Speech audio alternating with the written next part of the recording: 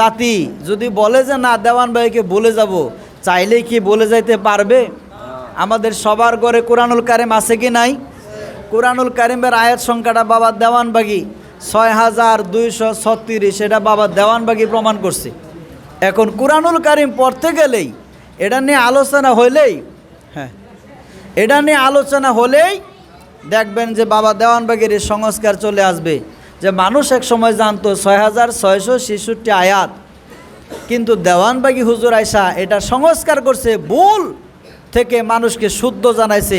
কোরআনুল কারিমের আয়াত 6236। সম্মানিত মুসল্লি কেরাম, আমরা বাবা দেওয়ানবাগির শিক্ষা আমলের মাধ্যমে, তার সংস্কার কারামত প্রচারের মাধ্যমে আসুন বাবা দেওয়ানবাগিকে আমরা জিন্দা রাখি।